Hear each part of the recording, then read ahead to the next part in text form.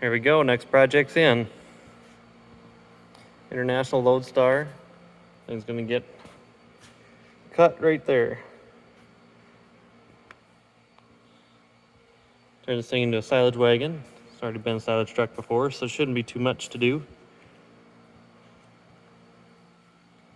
On this chunk here, 8-inch square tube, that'll be the hitch. 1/4-inch wall. Cut that out. It'd be 6-foot hitch sticking out and 4 foot under the frame. I'll start off with pulling these gas tanks out. Looks like I'll have to pull the cab too.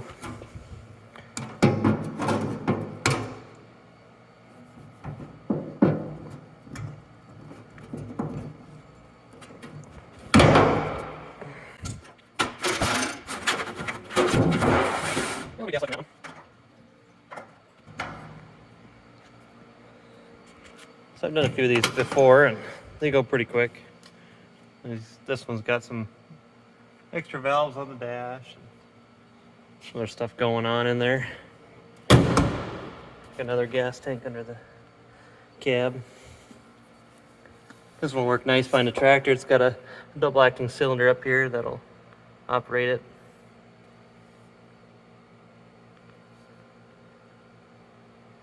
These ones usually dump pretty quick then. Here's some of that old school stuff. You don't see that no more.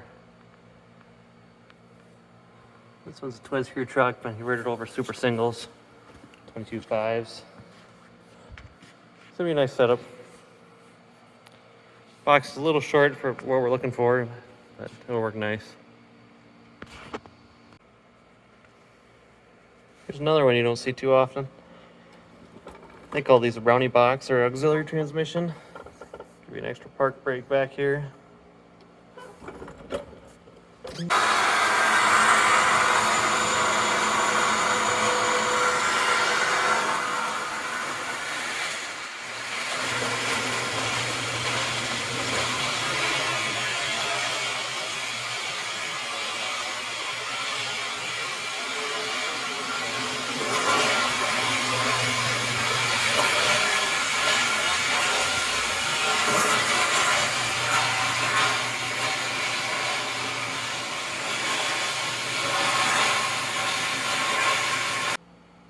I've definitely been busy since the last time I had a chance to video. Got the cab out of here, so looked at how I was going to sneak in, and previous the cab was right up against the box here, so I didn't have much room to come in and make my cut. Right about here, that's where I'll end up cutting. So rolled it outside quick and grabbed the telehandler. All I did was put the forks under the side of the cab and lift, and cab mounts popped right up for me. I took my time, disconnected a few things, and the cab just rolled right over on the passenger side. So I suppose it bent the shifters a little bit, but not anything that'll get used again. So a few of these things they broke off, so it was no big deal. Clutch linkage that just ripped right out of there too. Didn't bother with it. Transmission's out, so not gonna put too much thought into anything else. Everything up here is getting junked, and then this is the line where we save. After I get it cut, I'll take this auxiliary transmission out that I talked about earlier. Drive shaft, pull that. I see a lot of guys, they'll pull centers and pull axles and stuff like that, but for what we're doing here, just gonna leave it. There's oil in it, so just gonna leave it alone. This is the fourth one I've done, and they've got a few miles on them, and no trouble just leaving the pinions and stuff in. So I'm going to be getting the plasma cutter out next. And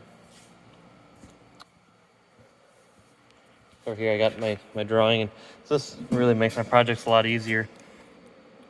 So I got just referencing the frame height. Frame height's off of 0. My 0 starts here. Take my height. 38.5 inches in my frame height, and then I took some measurements right away. I've got this will be what I'll use as my drawbar. nice hunk there. So that requires an 1.25 inch hole, and I came in here and did my measurements. That requires 1 bolt, and then it needs something on the back side to catch. So that's got my offsets in there. It'll all work real nice. I see we got one little adjustment to make, but there we go.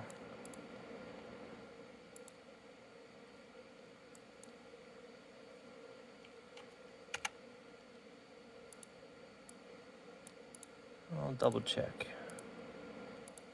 Yeah, we're in good shape there. So this is kind of a rough sketch of how the side of the profile will look. I'll come in here, and these are representing the 1/2 inch plate that will cradle each end of the square tubes. I've got to the hitch pin. I'll have 6 feet from the plate to the front of the hitch pin.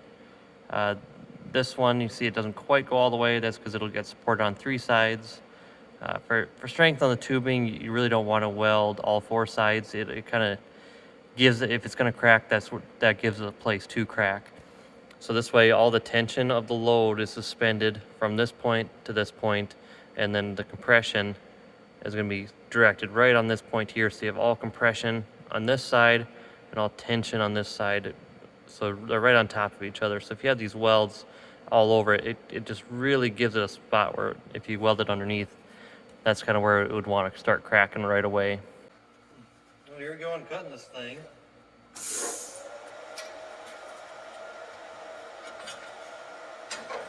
Just like cutting anything, it's all right to be shaky. Just make sure you're shaking in the right direction.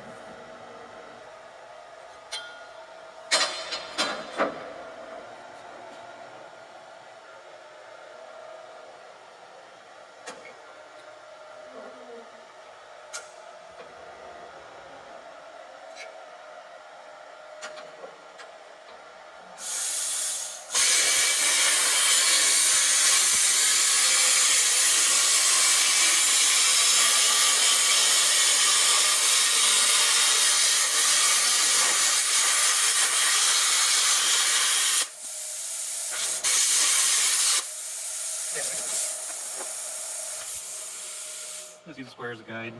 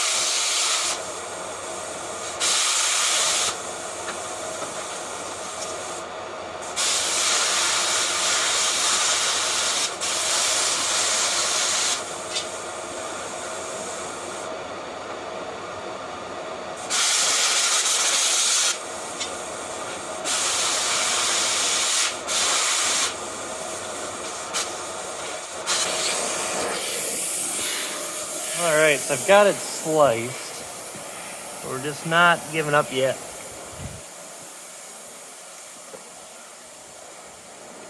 We'll give it a little forklift massage. See what happens.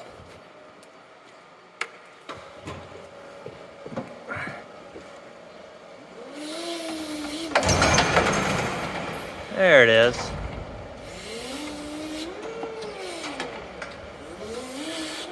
Great. Now I can roll this out of here. She's under her own 2 feet. All right, here's the finish after cutting that thing off. You know, we're talking all 3/4 inch thick there, so that'd be nice. Tell on there that ain't much rust in between, so that'll help a lot. So I'll do it with a bulkhead across the front here, and then there's another hanger plate about 4 foot back. It'll work out nice. Just gotta clean that up. I'll strip back paint and rust. Give myself a little bit of margin. So I'll be welding on there. Well, it'll work out nice. Been busy on this thing. I got everything prepped up and already started welding in. So I got my hanger back there. So these are all 1/2-inch plates that I cut out. It's like these here, I got them welded. And that just ends up being a saddle for the back of the hitch. And on the front, I got a bulkhead plate that'll support it on the front. On this one, this is the first time I've done this here on these. I just decided to add a little relief in there to try to disperse any stress. That way it's only getting welded on 3 flats and then nothing on the bottom, so that there's no heat affected zone on the bottom side where there'll be tension on the tube. Try to avoid some cracks by doing it that way. Before I had done a strap under the bottom, but just never welded them. So right now I'm ready to shove this tube in, and just looking at it now, I got some spots to clean up to do the welding yet. So I'll just start with it set in there and then clean it up, shove it in. Should work pretty good. So I then just kind of got this finished up this morning. Got a greaser down in there. So I've got 2-inch round stock extending in with a sleeve that's all gusseted, and then a 1/2-inch plate on the end of this 8x8 1/4-inch square tube. I do that so I can get it to swivel side to side. That's just to kind of relieve some stress on the drawbar of the tractor, as well as an emergency in case the box does tip, it doesn't rip the tractor with it. So you can see the weld there. I had 2-inch hole through the center. These plates are all 3/4 inch. They have 1.25 inch hole drilled in them. So with that, I just do a peck right in the center with the plasma, and then come back in with drill bits so I can get a clean finish. Fits a little tighter than if I would have plasma cut it. I mean, could plasma cut it, they're that big. 1.25 inch does do a pretty nice job, but it's always gonna have some taper where that drill bit doesn't. So in there I'll have cast iron hitch. Give me lots of strength there, and something that'll be replaceable and durable. And then since it does have the 1 bolt through there, 1.25 inch there. So the back side of this does give some give up and down as well, so that'll be nice.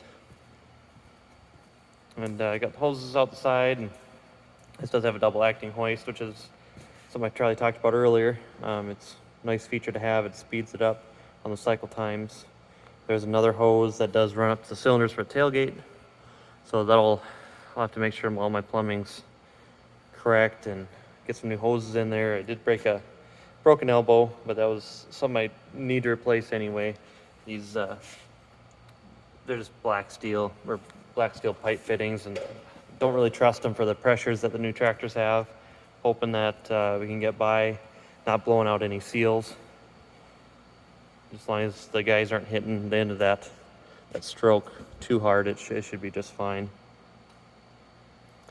Yeah, this older stuff, it's just not running the high pressures like we are now with 3,000 PSI. It is the standard for agricultural equipment. So yeah, that'll be next. I'll do some cleaning and welding and get this thing close to buttoned up. There we go, got it in there. Just slid it in with the forklift, cleaned up about where I want it.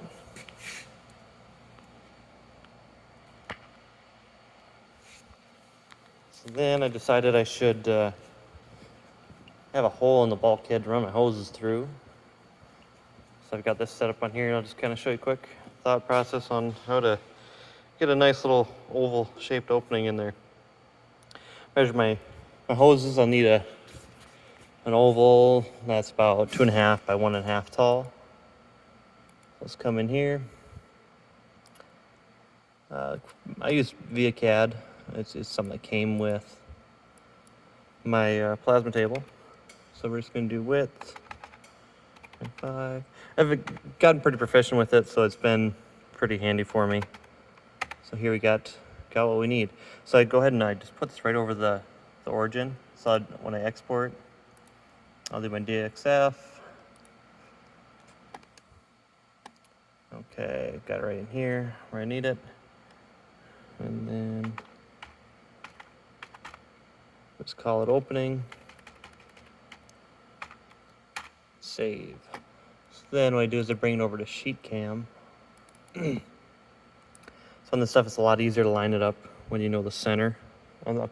So what I'll do, I'll just go ahead and I take this mark. And this mark can be as thick as I want, as long as I know there's a line on this side. I use the edge of this line. Because the edge of a line is always a lot more precise than however thick your line gets. So that's just a little trick. It's used all over the place. Carpenters use it pretty frequently, and iron workers too. It's a little trick you can do in a sheet cam. Must be all full of tricks today. So we got opening. Now, carefully when I export it, I go center on 0. So what that does is gives me a center of the shape. So I'll go ahead and add a contour to it, and it's 1/2 inch. 1/2 inch steel, 105 amps. There we go. And I need to put that as an inside offset, since this is an interior contour. There we have it there. And this is 1/2 inch, so it goes a little easier, so I don't have to do too much. I will probably move my start to the center to kind of hide it a little better.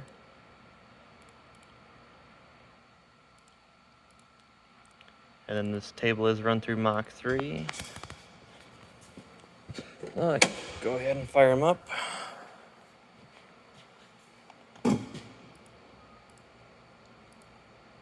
Wireless keyboard.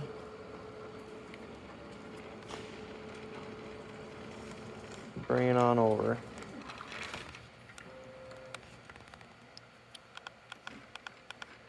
This is something where I can come in, just kind of go in here real quick and take a peek and see if I'm right where I want to be. Pretty darn close. Yeah, it looks like that'll work. And then for height, that looks like about where we want it.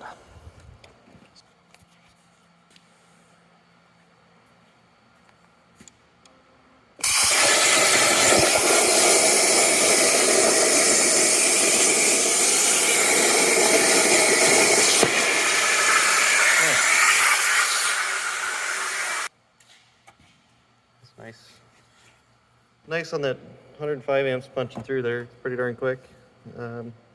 Maybe get a little cleaner if I ran 85 amp, but that 105 really peels it out of there. So I'll grab that, toss it on the front. And now it's the next day. I've got a bunch of work done on it yesterday, and got this plate put in that I did the oval ends. That's all just ready to run the hoses, nice and smooth. Run them all the way back on top. Be adding spot for a jack up here, another loop about where the tape measures at, I guess. Another loop to run hoses in, keep them from rolling off the hitch. And got this all done. And so this will be able to swivel side to side. Got to tighten up in there. So now got left is jack and hoses. So I guess under here I'm working on the hoses. I'm gonna have to redo some of it to make that tailgate work. And in the process of taking the reservoir off with the wet kit, I snapped off a fitting. It's black pipe fitting up in the cylinder here. So here's what I got going on with it. So all I do is take a chisel and drive it into there. I've got it broke loose already. So then the chisel's got a shank that's 3/8 hex.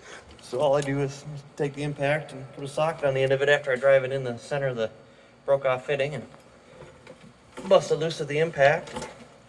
Now I just come in here and finish taking the threads out.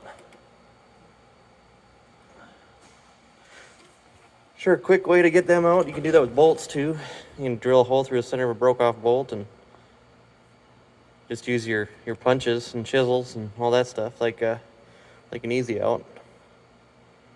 Has this one ahead of the set, but works pretty good. Like it because it's got nice square corners on it to grab. Yeah, then once I get these hoses done, there's some that need some updating pretty bad. Some of these are pretty recent, so there shouldn't be too many that I have to replace. And, Just got this chunk of drive shaft left to knock out of here too. Take that cross out. Then this thing's gonna be headed out the door.